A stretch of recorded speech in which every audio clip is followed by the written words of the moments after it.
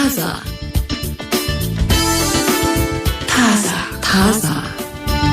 ፕሮግራማችን ታዛ አቅጣጫ ልንቀይር ነው፣ ለውጥ ሊመጣ ነው የሚለውን ነገር ምንመለከትባቸው ሁኔታዎች ናቸው። እነዚህ ሁኔታዎች ምቹ አይደሉም፣ መደላድል ያላቸውም አይደሉም፣ በጎ ተስፋ እንዲታየንም የሚያደርጉ አይደሉም። ብቻ ግን የሚያሰለቹ፣ ተስፋ የሚያስቆርጡ፣ የሚያደንዝዙ፣ ምን ነጣልባቸው ከብዙ ነገሮች ሊሆኑ ይችላሉ። ግን ወደ ጥሩ ነገር እየወሰዱን ነው በሚል በጣም የሚረብሹ የሚመስሉንን በህይወታችን ያጋጠሙን ሁኔታዎች ግን ለበጎ ወይም ደግሞ ለጥሩ ነገር የተቀየርንባቸውን ህይወት መንገዶቻችንን እንድናይ የሚያደርግ ጽሁፍ ነው። ሱማ ትላልቅ ለውጥ ህይወታቸው ውስጥ ያመጡ ሰዎች ከመለወጡ በፊት የነበረ በጣም አሰቃቂ ለመስማት ራሱ እንዴት አለፉት ያልናቸውን ነገሮች ይተርኩልናል። ሁሌ አጋጣሚ ነው ብዬ አላስብም።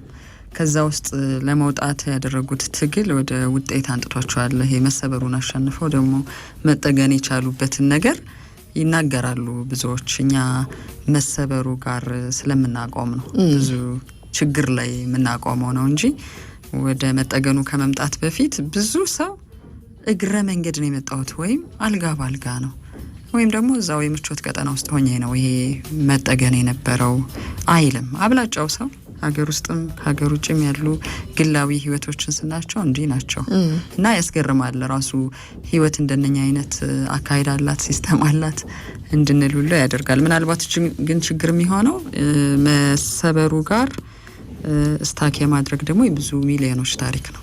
ለዛም ይመስለኛል እነዚህን አጋጣሚዎች ዝም ብለን እንዳናያቸው ወይም ደግሞ ተስፋ አስቆርጠው የሚያስቀሩን እንዳይሆኑ፣ ምንም ነገር ያልተለወጠ እንዲመስለን የሚያደርጉ፣ እንደዛ እንዳናስባቸው ግን ለለውጥ የሚገፋፉ ሊሆኑ ስለሚችሉ ወይም የሆነ ህይወታችን ወደ ሆነ አቅጣጫ እየተቀየረ እንደሆነ ማሳያ ምልክቶች ስለሆኑ በደንብ ኖቲስ እንድናረጋቸው እንድናስተውላቸውም ጭምር ነው። ጥሩ የቤተሰብ ሰዓታችን ላይ እህትማማችነትና ወንድማማችነትን እናወራለን። በዚህ ግንኙነት ውስጥ ሁሌም ምርጡ ግንኙነት ነው ብለን የምናስበው በተፈጥሯዊ መንገድ ብቻ የአንድነት የፍቅርና የመከባበር ስሜት አለበት ብለን እርግጠኛ የምንሆንበት አይደለም።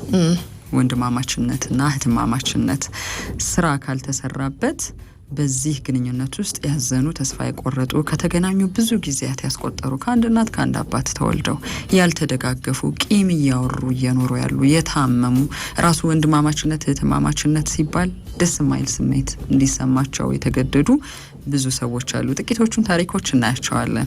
ለምን ሆነ ብለን ግን ወደ ኋላ እንሄዳለን። አሁን ልጅ እያሳደግን ያለን ሰዎች ካለን ብዙ ነገር ልጅነት ላይ ይሰራል፣ አልቋል፣ አከተመ የሚል አይነት አካሄድ አያለው። ኢትዮጵያ ውስጥ ችግር የለውም። አሁን ዝም ብለሽ ቤት ውስጥ ባለው አስተዳደግ ለምሳሌ ታናሽና ታላቅ ነው፣ እህትማማች ወንድማማች ጸብ እኮ አለ። ገና ከትንሽነት ጀምሮ ፉክክር አለ፣ ጸብ አለ። ብቻ እነዛ ነገሮችን ደግሞ ማስታረቅ ማስተማሙ ይመስለኛል ብዙ የቤተሰብ ቁጥር ባለበት ቤት ውስጥ ወላጆችን የሚያደክመው። ሁለት ብቻ ሆነው ጠላት ሆነው የኖሩ ሰዎችን ታሪክ ሰምተናል። ሁለት ብቻ ሆነው አስገራሚ ነው። ብቻ 10ም ሆነው እንደዛው። አንዳንድ ሰዎች ባይወለድስ ይላሉ እኮ።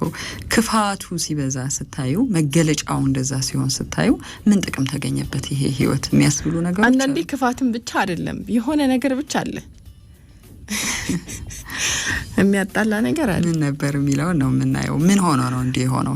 ሰው ዝም ብሎ እንደዛ ስለማይሆን ብቻ ያው የጥቅም ግጭቶች ይኖራሉ። ለኔ እንደዚህ ተደረገ፣ ለኔ እንደዚህ አልተደረገም፣ ወይም እንትን የሆነ ነገር የወሰድክብኝ፣ የሆነ ነገር የወሰድሽብኝ፣ ትኩረት ለሱ ብቻ ነው፣ እኔን ትኩረት የሚያደርግብኝ የለም፣ ቅድሚያ ተሰጣ አልተሰጠ እና ሌሎች ደግሞ ቤት ውስጥ በምትጋሪያቸው ነገሮች ላይ በእነሱ ነገሮች ላይም ያው መጣላት ይኖራል።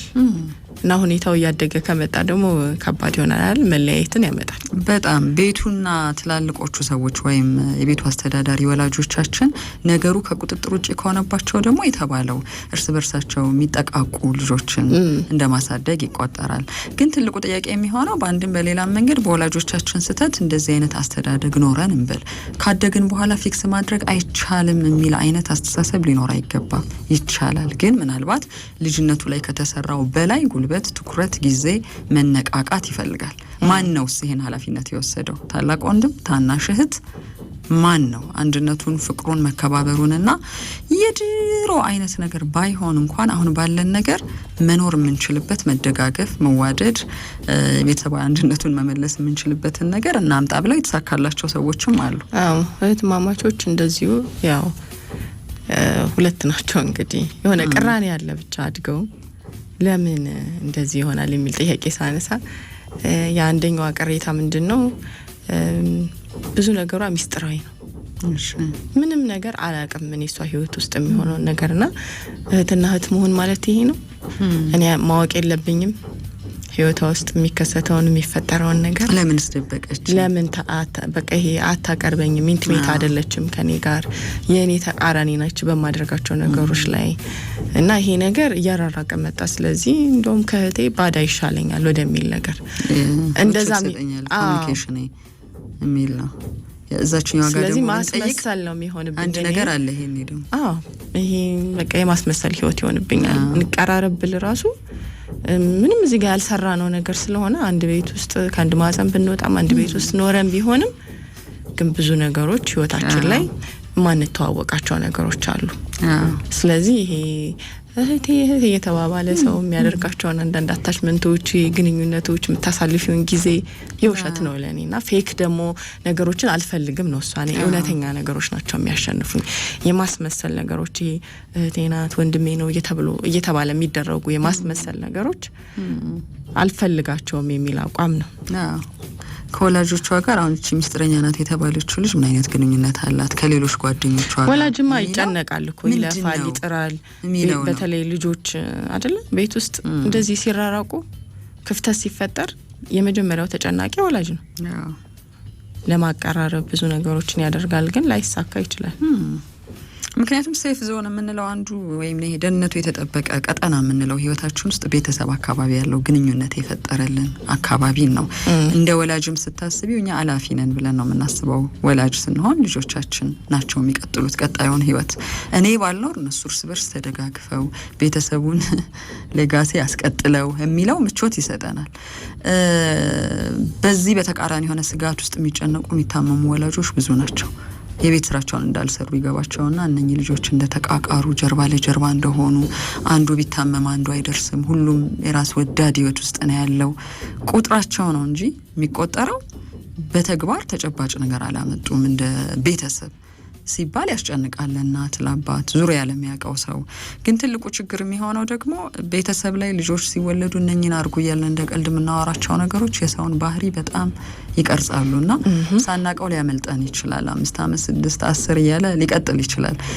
የተለያየ ነገር አለ እንደ ቤተሰብ የሚፈትነን እኔ ቤተሰብ ጋር ያለው ነገር አንቺ ቤተሰብ ጋር ላይኖር ይችላል ግን እንደ ማደግ ደግሞ እህት እድሜ ወንድም ቤተዘመድ ደግሞ ይሄ ዙሪያ ያለውን አካባቢ ጸብ ፍቅር ጸሎት መንፈሳዊነት የምንላቸው ነገሮች እንዴት ተሰሩ የሚለው ነገር ላይ እርግጠኞች አይደለንም ሁላችንም ውጤቱ ነው ሁልጊዜ የሚያፋልመን ሂደቱ ላይ ብዙዎቻችን ኬርለስ ነን ወይም ቸልተኛ ነን ብዙ ሰዎች ደግሞ እንግዲህ ዋጋ ከፍለውበታልና እስቲ ስለ እህትና ወንድምነት ያላችሁን ታሪክ አጋሩ ብሎ ይሄ BuzzFeed.com የተባለ አንድ ገጽ ላይ የተመለከትኳቸው ለኛ ሀገር ይሆናሉ የመረጥኳቸው አንዳንድ ታሪኮች አሉ እህቶቻቸውን ወንድሞቻቸውን እንዴት ገለጿቸው ሰዎች ትክክለኛ ፊሊንጎች ናቸው በነገርሽ ላይ እንዴት ሰው እንዲሰማዋል እንል አንችልም አንዳንዱ የጠላትነት ስሜት ነው አንዳንዱ የተጎጂነት ስሜት ነው አንዳንዱ የጸጸት ነው አንዳንድ ቤተሰብ አባል ውስጥ ለምሳሌ እንዳልሽው ነው ወይ ወንድም በጣም ራስ ወዳድ ነው ጥቅም ብቻ ሲፈልግ ነው የሚደውልልኝ ብለው የሚገልጹ ሰዎች አሉ ጥቅም ብቻ ነው ከኔ የሚፈልገው እህትነቴን አይፈልግም ከሌለኝ ቼክ አያረገኝም የሚሉ የሆነ ነገር ካገኘ ሰብስቦ መሄድ ነው እንጂ እንደዚህ ይሄለም በቤተሰብነት ውስጥ የምትፈልጊያቸው ነገሮች ምቾት ብቻ ፈልገው የሚመጡ ልጆች ሊኖሩ ይችላሉ አንቺ በተቸገርሽበት ሰው በሚያስፈልግሽ ጊዜ ግን በቃ ወደሚያስደስታቸው አሁን ምቾት ወደ ሰጣቸው ነገር ያንን የሚያባረሩ ሊሆን ይችላሉና ይሄ ነገር ደግሞ ቤተሰብ ውስጥ ሲተገበር ይሄን የሚያስተውል ሰው ይኖራል አይደል እና በዛ መንገድ የሚገላለጹ የቤተሰብ አባላት ጥበቃሽ ትልቅ ነው ማለት ነው ጥበቃችን ትልቅ ሆኖ ለምን ያንን ጥበቃ መሰረት ያደረገ ነገር አልመለሱልንም እህቶቻችን ወንድሞቻችን ደግሞ ኤክስፔክት ታደርጊያለሽ የራስሽን ሰው ነው ብዙ ጊዜ የምትጠብቂው አሉ ብቻ እንደዚህ አይነት መቋሰሎች። የት ነህ ተብዬ እንዴት አልተፈለኩ? ምን ያሁን ኢትዮጵያ ውስጥ የምሰማቸው እዚህ ወድቀሃል እንኳን አላለም። ወንድሜ እናቴ ልጅ ኧረ እህቴ እናቴ ልጅ የት ነሽ ወይ ይሮሩ አለ በጣም ብዙ ጊዜ። አሁን የኢኮኖሚ ጉዳይ ብቻ ይመስለናል እንጂ ቼክ አልተደረኩም። ትላልቅ ሰዎች ሆነው 40 ዓመት 45 ዓመት ሆናቸው የት እንደወደኩ አያውቅም። እና አሁን እሱ ወንድሜ ነው እህቴ ነው ጎረቤቴ ይበልጣል ወይም ባዳ ይበልጣል የሚለው አንድ ገጠር ውስጥ የተሰራ ቪዲዮ ሳይ ግን ስለ እህታቸው አንድና ስለ ወንድማቸው ነው የሚናገሩት እና በጣም ነው ወንድሜን ወደዋል። እኔ ከሄድኩ በቃ ተፈልጎ ቆንጆ ሙክት ይታረዳል ስጋ ምበላው እዛ ነው እና ወንድማቸው እንዴት እንደሚገልጹ በጣም ገርሞኛል። ይሄ ያላቸው ፍቅር መተሳሰባቸው እና አንዱ ለአንዱ የሚሰጠው ነገር ቅድሚያ መስጠታቸው እንዲህ አይነትም ፍቅር ያለበት ይሄ እህትማማችና ወንድማማችነት አለ። ግን ሮሮዎችንም እንሰማለን በደንብ። የትኞቹ ማንነት ላይ ትኩረት አድርገናል? አሁን አንዳንዴ የድሮቹ ሰዎች የቻሏቸው ነገሮች አሉ። እኔ እናቴ በጣም ብዙ እህቶች አሏት የተለያየ ባህሪ ያላቸው የእድሜ ልዩነት አላቸው። የሃይራርኪ ወይም ኦቶሪቲ ስልጣን ተዋረድ ይኖራል አይደል? ውስጥ የተሰጠን ታላቅ ሲሆን መሀል ላይ ሲሆን መጨረሻ ስትሆኝ ያለ እንዲህ እንደ ባህል ዝም ብለን ቤተሰብ ያዋቀርን የለመድናቸው ነገሮች እዛ ውስጥ የመጨረሻውን ጥቅም ወሰደ የሚሉትን ሰው ራሱ አክብረው ስለሱ ጥሩ ነገር እየዘመሩ ይኖራሉ። ይሄን ማመንም እኮ አንድ ነገር ነው። አንድ ነገር እኮ ነው። ይሄንንም አሁን ደግሞ ያለ ትውልድ ላይ ስናይ ነው ፍትሃዊነት ላይ በጣም እየተጋጋጠ ነው። የሁሉም ነገር ፍትሃዊነት ላይ የእህት ወንድምነት ላይ የጾታ የእድሜ የኢኮኖሚ ተጠቃሚነት ላይ ስሜትን እኩል መግለጽና እኩል ማስተዳደር አለብን የሚሉ ጥያቄዎች እንዲህ አይነት ነገሮች ከኖሩ ያው ወደ አንድ ፍትሃዊነት ይወስዱናል። ጥያቄ የለውም። ግንዛቤያችን በጨመረ ቁጥር መጀመሪያ ላይ ምቾት አይሰጠንም አይደል? ምክንያቱም እውነታዎች እንድንጋፈጥ ነው የምንደረገው። እንዳልሽው ነው በአንዳንድ ነገሮች ላይ ፍትሃዊነት ስንል ፍትሃዊነትን የማይፈልግ አካል ይኖራል። አድቫንቴጅ ጥቅም እየወሰደ የሚኖር አካል ይኖራል። አይመችም ይሄ ሀሳብ። ይህንን መጋፈጥ የማይፈልጉ ሰዎች በቀናነት አይቀበሉትም።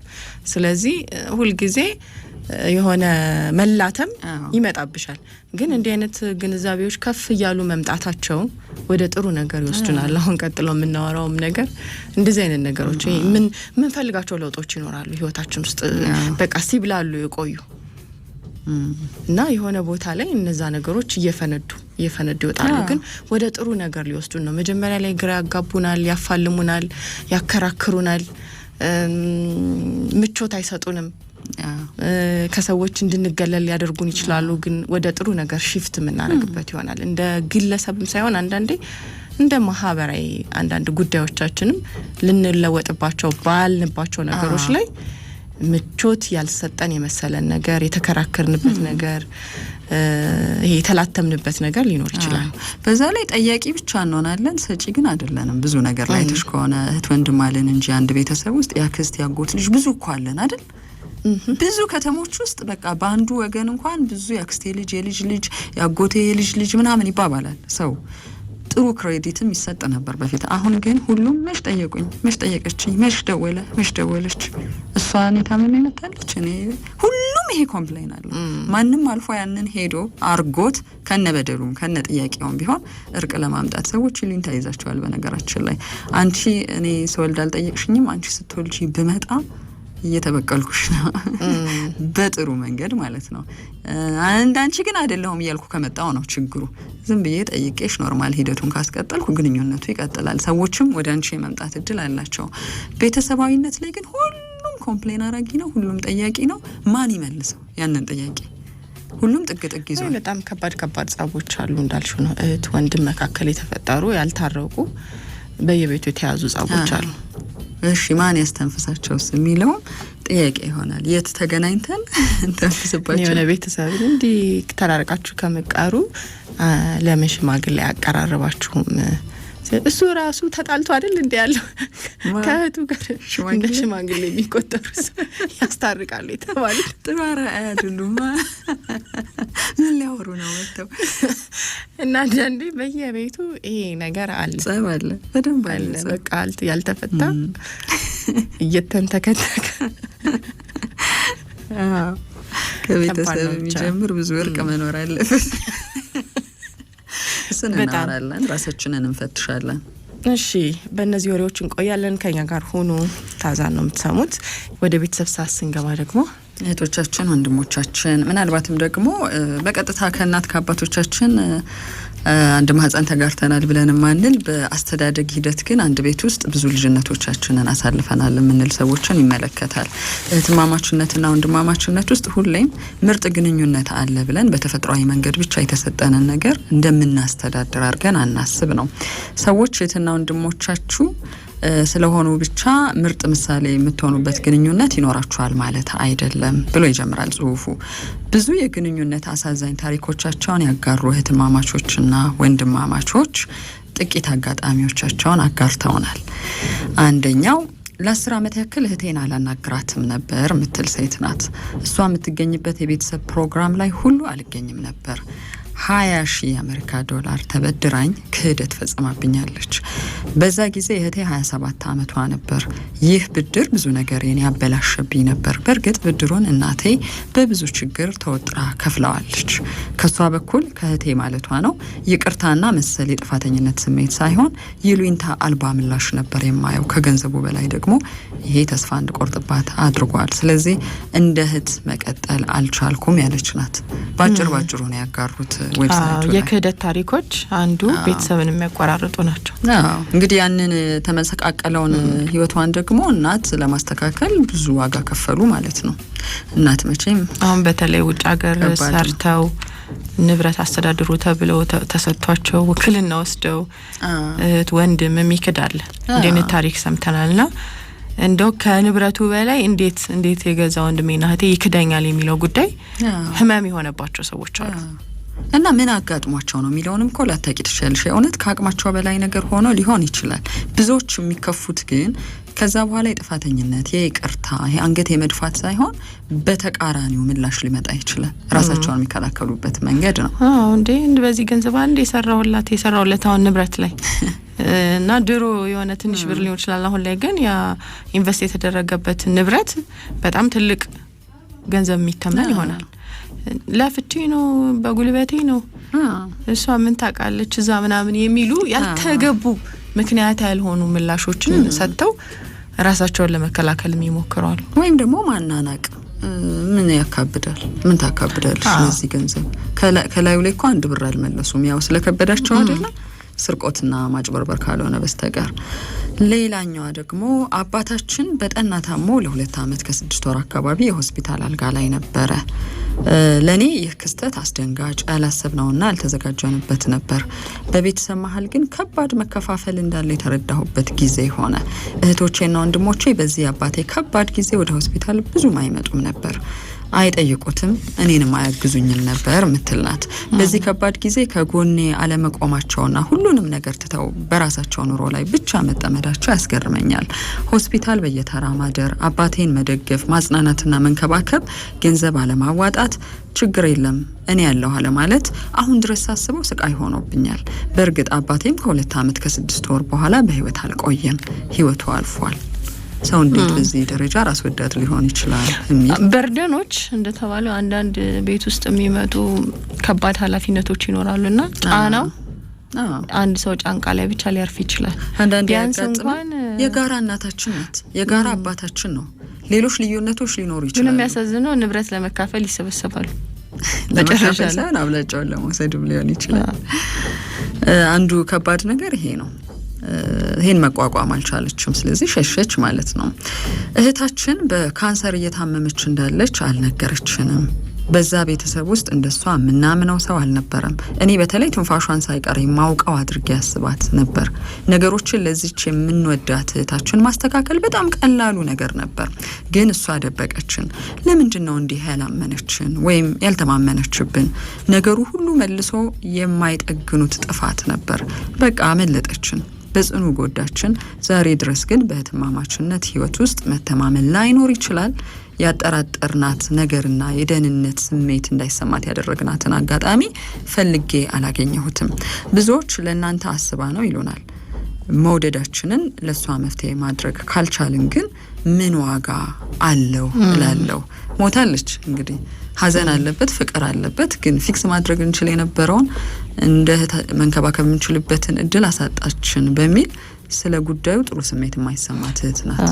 ጻጻት ትቶልሽ የሚያልፍ መለያየት ነው። ለምንድን ነው ሰዎች የመጨረሻ በህይወታቸው ውስጥ እርዳታ ድጋፍ የሚፈልጉበትን ነገር ለዛውም እንዋደዳለን እንተባበራለን በሚል ቤተሰብ ውስጥ መደበቅ የፈለጉት? ቤተሰቡን አብልጣ በመውደዷ ነው። እውነታው እኮ እሷ ጋር ነው ያለው።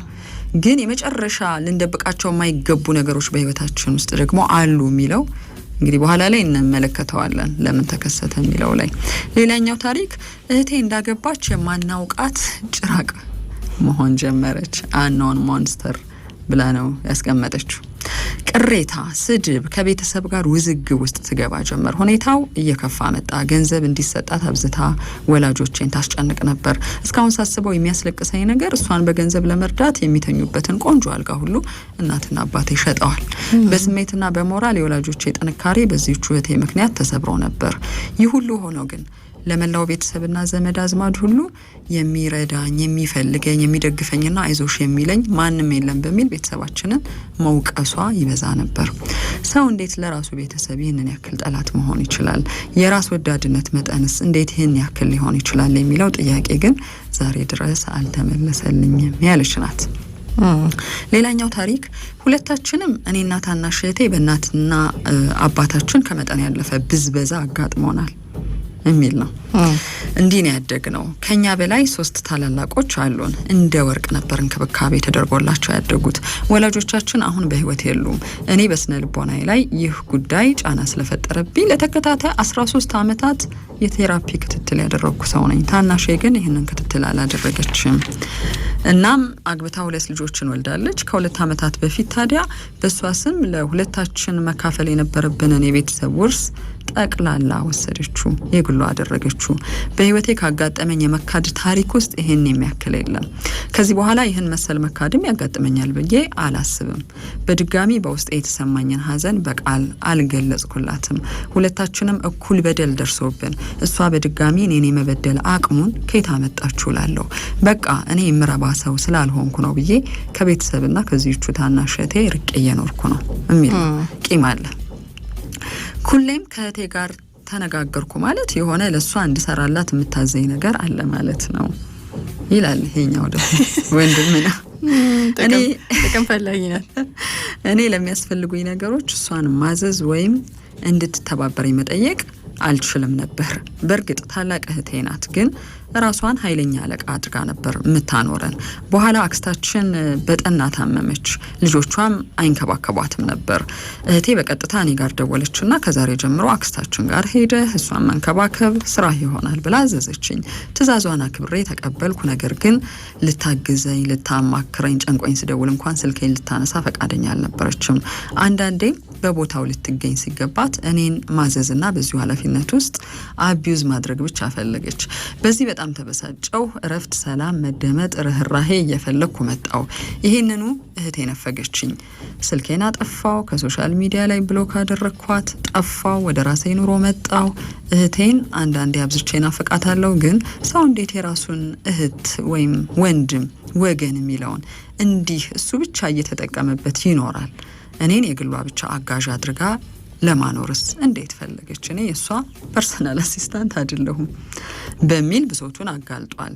ይሄ ጥያቄ ግን ጨክኜ እንድኖር አድርጎኛል ይላል። መጨረሻ ላይ የጠየቀው ጥያቄ በገንዘብ ጉዳይ፣ በሀሳብ ባገኙት ትኩረት ምክንያት ለራሳቸው በሰጡት ግምት ወይም ዋጋ ያዘኑ፣ የተራራቁ፣ ቅራኔ የፈጠሩና ቂም የቋጠሩ እህትማማች ወንድማማቾች ለምን ተፈጠሩ የሚለው ነው ትልቁ ጥያቄ። ብዙዎችም እንዴት በአንድ ቤትን በተጋሩ ማህፀንን በተጋሩ እናት አባት በተመሳሳይ መንገድ ባሳደጓቸው ሰዎች መካከል ይሄ ሊፈጠር ይችላል የሚለው ብዙ ሪፖርቶች ተደርገዋል፣ ጥናቶችም ተደርገዋል። ወደ ኋላ መለስ ብለው ብዙ ጉዳዮችንም ያያሉ ሙያተኞች። ምክንያቶች ውስጥ ጎልተው የወጡትን ነው የምንመለከተው። አንደኛው ያልተፈቱ ግጭቶች፣ የልጅነት ግጭቶች ቀልድ የመሰሉ አንዱ 6 ዓመት፣ አንዱ 4 ዓመት፣ አንዱ 10 ዓመት፣ አንዱ 5 ዓመት፣ አንዱ 12 ዓመት፣ አንዱ 9 ዓመት ላይ ሆነው ያጋጠሙ አንሪዞልቭድ ኮንፍሊክት ሲሏቸዋል። ይሄን ቸልተኛ ሆነን አልፈን ሊሆን ይችላል። አዋቂዎች ለምሳሌ የቤተሰቡ ተወዳጅ ወይም ተመራጭ ልጅ በውበት፣ በችሎታ፣ በሀሳብ ማነበር ራሱ ወደዚህ ምድር ሲመጣ የተፈጠሩት አጋጣሚዎች ምን ነበሩ ከሚለው ጨምሮ ማለት ነው የተተረኩልን ነገሮች፣ በልጅነት አቢዩስ ተደርጊያለሁ የሚሉ ብሶቶች፣ እኔ ብቻ ተለይቼ በጉልበት ብዙ ተበዝብዣለሁ፣ እናት አባቴ ርህራሄ አላሳዩኝም ነበር፣ በጉልበት ያሰሩኛል፣ የተለየ እድል ለሌሎቹ ሰጥተው ለኔ ተነፍጎኛል፣ የተለየ ሽልማት ሊሰጠኝ ሲገባ ማበረታቻ ሊኖረኝ ሲገባ ተዘንግቻለሁ፣ ቅጣትና ጥፋት ሲሆን ግን ብዙ ተደርጊያለሁ በተቃራኒው ያሉ ሰዎች ምክንያት ይሆናል። እና የልጅነት ጊዜያችን የማንረሳው ነው እንላለን ብዙ ጊዜ። አሁን አዋቂ ሆነን ከሚገጥሙን ነገሮች በላይ ልጅነት ላይ ብዙ ትውስታዎች አሉን። ንጹህ አይምሮ ስለሆነ ይይዛል። ስለዚህ ይሄ አንዱ ያልተፈታ የልጅነት ግጭት እያደገ ይሄዳል። እያብሰለሰል ነው እንሄዳለን። ከዛ በኋላ የምናያቸው ነገሮችም አላረጉት እንደሆነ እንኳን ያረጉት ይመስለናል። ወላጆቻችን እኛን ባሽሙር የሰደቡ ይመስለናል። ሌሎቹ ልጆችን የሸለሙ ይመስለናል። እንኳን አይደለም ነገሩ ቀጥሎ። ሁለተኛው ምክንያት የተለያዩ ማንነቶችና የተግባቦት ዘዴዎች ናቸው። ወንድማማችነትና እህትማማችነት አንድ አይነትነት አይደለም። የምንጋራቸው ብዙ ነገሮች አሉ። ግን ታላቅ ከታናሽ፣ አንደኛው ልጅ ከ10ኛው ልጅ፣ 5ኛው ልጅ ከ6ኛው ልጅ ብዙ የሚለያቸው ነገሮች አሉ። ይሄን ግን ልዩነት እውቅና አልሰጠነውም። የተለያዩ ፐርሶናሊቲዎች አሉ እዛ ቤተሰብ ውስጥ። አንዳንዱ ፍጹም ተቃራኒ ሊሆን ይችላል። አንዱ ዝምተኛ፣ አንዱ ተጫዋች፣ አንዱ ቁጥብ፣ አንዱ ያልተገደበ ግንኙነትን የሚፈጥር፣ አንዱ ተንኮለኛ፣ አንዱ የዋህ፣ አንዱ ጸብ ፈጣሪ፣ አንዱ ጸብ ፈሪ፣ አንዱ የተረጋጋ፣ አንዱ ረፍት የለሽ ሊሆን ይችላል። ሌላኛው ውድድሮችና የሚፈጠር የቅናት ስሜት ነው። ውድድሮቹ አንዳንዴ ገደብ አልባ ይሆናሉ። ጤናማ ውድድር ራሱ በጣም አትኩረን ውጤቱ ምን ሊሆን ይችላል የሚለው ላይ ካልሰራን ከባድ ይሆናል። በልጅነት የተሻሉ ሆኖ ለመገኘት ያልተገባ ፉክክር ውስጥና እንቅልፍ ማጣት ውስጥ ልጆችን ሊከት ይችላል። በተለየ ሁኔታ እንክብካቤን ለማግኘት ያንን ውድድር ማሸነፍ ተገቢነት ይኖረዋል የሚል ውሳኔ ውስጥ ሊመጡ ይችላሉ። ትኩረት ለመሳብ፣ ለመወደስ፣ በዚህ መሀል ደግሞ የበታቸኝነት የሚፈጠርበት ሌላ ሰው ሊኖር ይችላል። ሌላው ምክንያት የህይወት ምርጫና ለህይወት የሰጠነው ዋጋ የተለያየ ሆኖ ሊሆን ይችላል። ላይከታተሉት ይችላሉ ወላጆች ይሄንን በተለያየ የራሳቸው ህይወት ወይም አስፈላጊ ነው ብለውም ላያስቡት ይችላሉ። ለምሳሌ ለፍቅር ግንኙነት ለመጀመሪያው ልጅ የሰጠነው መስፈርትና ለአራተኛዋ ልጅ እኩል ላይሆን ይችላል። የፍቅር ግንኙነት ላይ ከባድ መርህ አውጥተን ሊሆን ይችላል። ለመጀመሪያ ልጅ፣ ለስድስተኛዋ ልጅ እንደፈለግሽ ብለናት ሊሆን ይችላል። ለቤተሰባዊነት የሰጠነው ነገር የመጀመሪያዎቹ ልጆች ላይ በጣም ጫና ፈጥረን ሊሆን ይችላል። መስዋዕትነት ከፋይ፣ መገኘት፣ ገንዘብ፣ ጉልበትን ወስደን ሊሆን ይችላል። በኋላ ላይ ለሚመጡት ደግሞ ላላ ያለ ነገር ሊኖር ይችላል። ለኑሮ ዘዬ ልጆቹ የሚሰጡት ግምት ባገኘነው እውቀት ወይም በተረዳነው ወይም በህይወታችን ውስጥ በገጠሙን ነገሮች እየተቀያየረ ሊመጣ ይችላል። ሌላው ምክንያት የቤተሰቦቻችን ከባድ ውጥረትና የህይወት ከባድ ለውጦች ናቸው።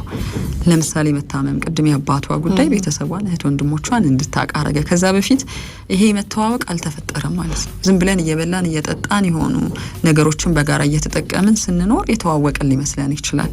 ችግር፣ ፈተና፣ የእውነትም ትልቅ አደጋ ቤት ውስጥ ሲመጣ ታላቅ እህቴ ምን እንደሆነች፣ ወንድሜ ምን እንደሚያስብ፣ የቱ ነገር ላይ ያልተሰሰተ ነገር እንዳለው ላቅ እችላለሁ። ርህራሄያቸውን፣ ጭካኔያቸውን፣ ገንዘባቸውን፣ ጊዜያቸውን የሚሰጡ ናቸው ወይስ የነፈጉ ናቸው? እዳን፣ አደጋን የሆኑ ነገሮችን ጥለውብን የሸሹ ናቸው ወይስ የተጋፈጡልን ናቸው? እኛን ከአደጋ የተከላከሉ ናቸው ወይስ ወደ አደጋ የከተቱን ናቸው የሚለውን እንድናውቅ ያደርጋል። ሌላው ሞት ነው። ከመታመም ውጪ የቤቱ ትልቅ ሰው ሲሞት ወይም አንድ የሆነ ነገር ሲከሰት ሌሎቹ ምን አይነት ምላሽ ሰጡ? ከዛ በኋላ ምን ሆነ? ብዙ እንላለን። አሁን ለምሳሌ እናቴ ሞታኔ ሀዘኑ መቋቋም ከብዶኝ ስለ ውርስ ጥያቄ ያነሳ አንድ ልጅ። በቃ ይሄ እኮ አሁን ስለ ሀብቱ ስለ ውርሱ ብቻ ሳይሆን ስለ ህይወት ያለሽን ነገር የሚቀይር እህት ወንድም፣ መታመን፣ ማመን፣ ሀብት፣ ገንዘብ፣ ዓለም በቃ ይሄ መንፈሳዊነትሽን ሁሉ ልትጠራጠሪ ትችያለሽ። ፍቺ ሌላው ነው። ፍቺ ሲመጣ ለምሳሌ ካሉት ልጆች ውስጥ አባት ጋር የሚወግን ይኖራል፣ እናት ጋር አባት ጋር የሚኖር ይኖራል፣ እናት ጋር የሚኖር ሊኖር ይችላል። ከዛ ደግሞ አብሮ ማህበራዊ ህይወት፣ ቤተ ዘመድ አካባቢ ያሉ ነገሮችን ለማስተዳደር እህትማማች ወንድማማች የፈጠረው ነገር ምንድነው ነው? ከባድ የቤተሰብ ጸብና መከፋፈል። ይሄ በብዙ መንገድ ሊመጣ ይችላል። በፋይናንስ ሊመጣ ይችላል። ቅድም ባልናቸው አደጋን ምላሽ በመስጠት ሂደት ውስጥ ሊመጣ ይችላል። ከአባት ነው የሚወለደው ከእናት ነው የሚሉ ታሪኮች ደግሞ ሲመጡ የቲፎዞ ጉዳይ ሊመጣ ይችላል አብሮ። እንዴት ምላሽ እንደምንሰጥ ሳንዘጋጅ የመጡ አደጋዎች ከሆኑ የምንለው ግጭት ይባባሳል ነው። ሌላው የኃይል ፍትጊያ እዛ ቤት ውስጥ ሊመጣ ይችላል። ወይም ይሄ ፓወር ስትራግል ይሉታል። ለምሳሌ ታላላቆች አዛዥና አለቃ መሆን ይፈልጋሉ፣ አቅጣጫ አስያዥ መሆን ይፈልጋሉ። ይሄ ችግር የለውም። ብዙዎች ተቀብለውት በታላላቆቻቸው መንገድ መሪነት መንገዳቸውን ያገኙ ብዙ ሰዎች አሉ ኢትዮጵያ ውስጥ በተለይ። ግን ችግር የሚሆነው ያልተገባ ቁጥጥርና ቅጣት ሊያስተላልፉ ይችላሉ። እንደ ኮምፓስ ትንፋሻችንን፣ ውሏችንን፣ ግንኙነታችንን፣ ፍላጎታችንን፣ አንዳንድ ጊዜ መብቶቻችንን የሚነፍግ አይነት ሲሆን እየተወደዱ መከበር ከወላጆች ማየት የሚገባቸው የነበረ መርህ ነው። ግን እየተጠሉ የመከበር አይነት አካሄድ የብዙ ሰዎች ቂም መያዣ መንገድ ነው። ይከበራሉ እኮ መከበር ግን ተወደው አይደለም፣ ፈቃዳችንን ሰጥተን አይደለም ያከበርናቸው። ሌላኛው ኢፍትሃዊነት ነው። በሀብት በትኩረትና በእድል ኢፍትሃዊ የሆነ አኗኗር ነበረኝ፣ ስለዚህ ፍትህን ማስከበር ሰው መሆኔን አሳያችኋለሁ በሚል ልንመጣ እንችላለን። አንዱ በቀልተኛ ሊሆን ይችላል፣ አንዱ ሮሮ አቅራቢ፣ አንዱ ሸሽቶ አንድ ከተማ ውስጥ አንድ ሰፈር ውስጥ አብረን እየኖርን ተያይተን ላናቅ እንችላለን፣ ተደዋውለን ላናቅ እንችላለን። መታመማችንን፣ መከፋታችንን፣ ደስታ ላይ መሆናችንን ላናቅ እንችላለን። ስለዚህ እነኚህን ከተማመንባቸው መፍትሄዎቹ ተብለው የተጠቀሱት በጣም ብዙ መፍትሄ ያለ፣ ግን ዋናዎቹ ላይ ነው የምናተኩረው።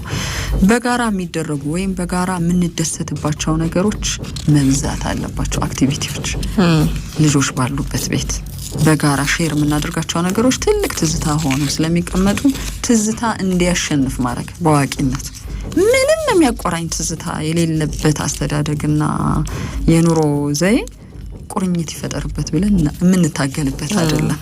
ስለዚህ እነኚህ ሁነቶችን በጋራ የተደሰትንባቸው በጋራ ያደረግናቸው ነገሮች ብዙ እንዲሆኑ መጣር ነው አንዱ የተሰጠው መፍትሄ።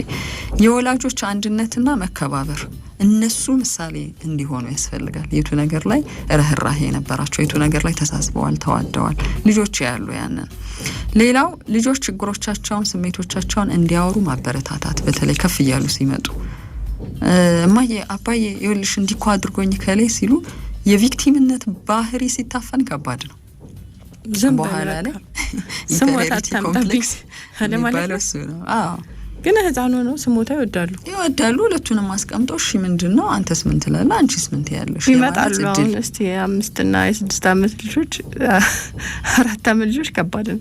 አዎ ቀኑን ሙሉ መታኝ እኮ እንዲህ ያለኝ እኮ ሲሉሽ ነው የሚውሉት። አዎ አይ መሰረታዊ ነገሮች አሉ። ለምሳሌ እኔን አይሰማኝም ወይም ደግሞ ንብረቴን ይወስዳል፣ አንዳንድ ነገሮች ላይ ምቾት አይሰሙኝም ይላሉ። አሁን ልጆች ቁጭ አርገሽ ካወራሻቸው ልክ እንደዋቂ የሆነ ኮምፕሌን አደራረጋቸው ራሱ። ስለዚህ ለሁሉም ነገርም ባይሆን የሆነ ትንሽ አሉ ጫን ያለ ለመሰለሽ ነገር ጆሮ መስጠት ያስፈልጋል። ሊያከብረኝ ይገባል፣ ሊያዳምጠኝ ይገባል። መብቴን አላከበረም፣ ድንገት መታኝ፣ ድንበሬን ተላለፈ የሚያስብሉ ነገሮች ላይ የምንከተላቸው በቃ ጥንቅቅ አርገን የማዳመጥና ጊዜ ሰጥቻለሁ። ያ ኮምፕሌን አድራጊው ልጅ ሳይቀር አንቺ ማዳመጥሽን ካወቀ ፍትህ እንዳለ ያውቃል። ዞር በለርዛ ተጨቃጨቀኝ ያልሽ ሁሉ ጊዜ የምትሸኝ ከሆነ እየበደለ ይኖራል ማለት ነው። ስለዚህ የታፈነው ነገር አንዱ ወገን ጋር ይኖራል ነው። ሌላኛው በቤተሰብ ውስጥ የሚፈጠሩ ነገሮችን ፐርሰናል እንዳያደርጓቸው ማለማመድ ነው። ይሄ ደግሞ አንዱ የተጎጂነት ስሜትን ከፍ የሚያደርግ ሆኖ ተገኝቷል። ለምሳሌ ወላጅ ሲቆጣ እኔን ነው የተቆጣች ያለችው 5 ልጆች አይደለም የሚል በቃ ፐርሰናል አይደለም። ምን ነው እናንተ ልጆች ስነ ስርዓት ያዙ እንጂ ብትል እናት ወይም አባት ቢል እኔን ነው እንዲህ ያለ ያለው ብሎ ከማከለ አክሩፎ በር የሚዘጋ ልጅ ካለ ማተኮር አለብን። ለምን በር ዘጋ ተነስቶ አጥፍቶት ከሆነ አንተን ነው ወደ ማለት እንሄዳለን። ካልሆነ የቤቱን ስርዓት ነው እየተናገርን ያለ ነው። ማንንም አንተን ሊያጠቃ የተነሳሳ የለም፣ አንቺ ላይ ለብቻ ጣት የጠቆመ ማንም የለም የሚለውን እዛው ማስጨረስ ያስፈልጋል። ሌላኛው መፍትሄ የኃላፊነት ክፍፍል ነው። ከራስ ወዳድነት ስሜት የሚያወጣ ልምምድ ስለሚሆን እኔም ለሌሎች ማድረግ አለብኝ፣ ኃላፊነት አለብኝ። ሰው ቢታመም ቤት ውስጥ እኔ ማስታመም አለብኝ። ቢቻል እንደውም ጨምሬ ዛሬ እናቴ ታማ አልጋ ይዛ ቢሆን ዛሬ ሆስፒታል አድሬ ቢሆን እህቴ ፈተና ቢኖርባት ነገ እንቅልፍ እያንገላታኝም ቢሆን ደግሜ ያድራለሁ የሚል ውሳኔ የሚመጣው የኃላፊነት ክፍፍልን ስንለማመድ ነው። ይሄን እንግዲህ ወላጆች በተለያየ መንገድ ሊወጡት ይችላሉ። እንደ ወላጅ የቻልነውን እድል፣ ጥቅም፣ ትኩረት፣ ፍቅር፣ አድናቆት፣ ምርጥ እንክብካቤ ላሉት ልጆች ሁሉ የማድረግ ልምምድም ጥሩ ነው። ሁሉ ነገር ፍትሃዊ ላይሆን ይችላል፣ ሰዋዊ ነገር ሊያሸንፈን ይችላል። ግን የበዛ ማዳላት ግን ልክ አይደለም። እኔ ግልጽ ነኝ፣ አልዋሽም። አንቺን ስወልድ ነው መከራ ይመጣብኝ የሚሉ ይሉ እኔ አልዋሽም፣ እከሌን ስወልድ ነው ሁሉ ነገር ተስተካከለልኝ። እሺ ይበሉ፣ ያመስግኑ። ግን ሁልጊዜ ይህን እየዘመርሽ አንዱ ሰው በመፈጠሬ እንኳን ፍትህ አልነበረም። ታማኙ ልጄ እሱ ብቻ ነው፣ ይሄኛው ውሸታም ሌባ ነው፣ ፍርድ ሆኑም ጀምሮ እውነት እንዲህ ሲሉ ደግሞ ይሰማቸዋሉ። እና ያ ሰው እንዴት ነው ከዛ በኋላ እታመናለሁ ብሎ የሚያስበው? ክፍተታቸውንም እኮ እየነገሩ ነው። እሺ እኔ ላይ ያልሰሩት ነገር ነበር፣ አባቴ እኔ ጋር ትክክለኛ ቅጣት አላረገም ነበረ፣ በስርዓት ነው የቀጣው ያሳደግኩት ከተባለ አንቺ ላይ ለቀቅ ያለበት መንገድ ነጻነት እንዲሰማሽ ነው ወይስ በቃ ሰልችቶኝ ትቼሽ ነው የራስሽ ጉዳይ ባቦ ሰጥ ደጊ ብሎ ነው የሚለውንም ይጠይቃሉ ልጆች። እና ይፍታዊ ነገር ነበረ እንዳይሉ ነው። ይሄ ደግሞ አሁን ለምሳሌ በሚደረጉ ነገሮች ላይ እኛ እንዲያድርጉልን ስንላቸው አላደረጉልም፣ ግን አሁን መጨረሻ ላይ አሸነፈቻቸው ትንሿ እህታችን የሚሏል ወይም ትንሹ ወንድማችን የፈለገውን የጠየቀውን ነገር ሁሉ ይደረግለታል። እኛ ግን የሚሉ ንጽጽሮችንም ትሰማያለሽ አንዳንዴ። ከዚህ ጋር አብሮ የሚሄደው የኔ ተወዳጅ ልጅ ግራ ጋብቶኝ ብዙ ነገር የኔ ያዛባው ልጅ ወይም ያዛባችሁ ልጅ እየተባለ ብዙ ባይባል ከተባለም ከጀርባ ወላጆቹ አውርተውበት ምን አድርገን ወደ መስመር እናምጣው የሚለው ላይ ብናተኩር ነው የሚጠቅመው ነው።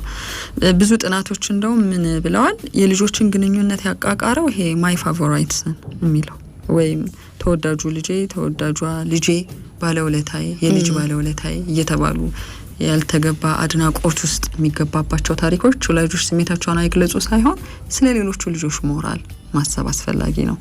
ስለዚህ መንፈሳዊነትን ማለማመድ አንዱ የተሞከረ ነገር ነው ወይም የሰራ ነገር ነው። መንፈሳዊነት ስንል በብዙ መንገድ ተገልጿል። በጋራ መጸለይ፣ በጋራ መብላት፣ በጋራ መጓዝ፣ በጋራ መማር፣ በጋራ ለምሳሌ ሰዎች ሲቸገሩ ድጋፍ ለማድረግ መገኘት፣ ይቅርታን መለማመድ፣ መቀበል የምንለው ችግር አጋጥሞ ቢሆን እንኳን በቃ አጋጥሟል። ስለዚህ ግንኙነቱ ፈጽሞ ፐርፌክት አይሆንም፣ እንዴት እናስተካክለው የሚል ልብ እንዲኖራቸው ያደርጋል። አሁን ብዙ ጊዜ ለእርቅ መሄድ ሳይሆን የቸገረን እርቁን ለመፈጸም ቂሙ ይበዛል። ስለዚህ አክሴፕት ማድረግ የሚችል ልብም አንድ መፍትሄ ነው ማለት ነው። ይለፍ ይሁን ሌቲንግ ጎ ይሉታል አይደል ነጮቹ። እንደዛ የሚል ማንነትን ይፈጥርልናል። መንፈሳዊነት በሚል ወደ መፍትሄው ሲመጣ አንዱ የተካተተው ነገር ይሄ ነው። ጥሩ እሺ፣ ታዛ ነው እየሰማችሁ ያላችሁት።